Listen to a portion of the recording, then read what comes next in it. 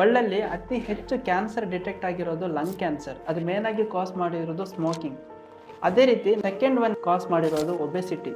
Recent studies ಹೇಳ್ತಾ ಇರೋ ಪ್ರಕಾರ ಮೋರ್ ದೆನ್ 13 ಟೈಪ್ಸ್ ಆಫ್ ಕ್ಯಾನ್ಸರ್ಗಳು ಒಬೆಸಿಟಿ ರಿಲೇಟೆಡ್ ಬರ್ತಾ ಇದೆ.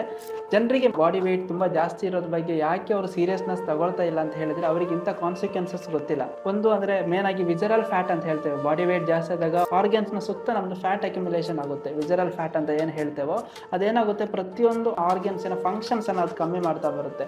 ಹಾರ್ಟಿನ ಹೊರಗಡೆ ಫ್ಯಾಟ್ ತುಂಬ್ಕೊಂಡಿರೋದಾಗ್ಲಿ ಅಥವಾ ಲಿವರ್ ಇದ್ದಾಗಲಿ ಅಥವಾ ಕಿಡ್ನಿದಾಗಲಿ ಅದರ ಎಫಿಷಿಯನ್ಸಿಯನ್ನು ಕಮ್ಮಿ ಮಾಡ್ತಾ ಬರುತ್ತೆ. ಹಾರ್ಟ್ ರಿಲೇಟೆಡ್ ಪ್ರಾಬ್ಲಮ್ ಆಗುವಂಥ ಅಥೆರೋಸ್ಕ್ಲೆರೋಸಿಸ್ ಆಗಲಿ ಅಥವಾ ಹೈಪರ್ ಟೆನ್ಷನ್ಸ್ ಆಗಲಿ ಅಥವಾ ಇನ್ನೊಂದು ಲಿವರಿಗೆ ಬಂದಿರೋದು ಫ್ಯಾಟಿ ಲಿವರ್ಸ್ ಆಗಲಿ ಅಥವಾ ಕಿಡ್ನಿ ರಿಲೇಟೆಡ್ ತುಂಬ ಪ್ರಾಬ್ಲಮ್ಸ್ ಆಗಲಿ, ಇದೆಲ್ಲ ಬರ್ತಾ ಇರೋದು ಮೇನ್ ಆಗಿ ಒಬೆಸಿಟಿಯಿಂದ ಮತ್ತು ಅದರ ಫಂಕ್ಷನ್ ಎಫಿಷಿಯನ್ಸಿ ಕಮ್ಮಿ ಆಗ್ತಾ ಇರೋದ್ರಿಂದ. ಸೊ ಒಬೆಸಿಟಿ ಬಾಕಿದನ್ನೆಲ್ಲ ಕಾಸ್ ಮಾಡೋದ್ರಿಂದ ಮೇನ್ ಆಗಿ ನಾವು ಒಬೆಸಿಟಿಯನ್ನು ಟ್ರೀಟ್ ಮಾಡಿದಾಗ ಆಟೋಮೆಟಿಕ್ಲಿ ಬಾಕಿ ಆರ್ಗನ್ಸ್ ಏನಿದೆ ಅದು ಕೂಡ ಕಂಪ್ಲೀಟ್ ಆಗಿ ಕ್ಯೂರ್ ಆಗ್ತಾ ಬರ್ತದೆ.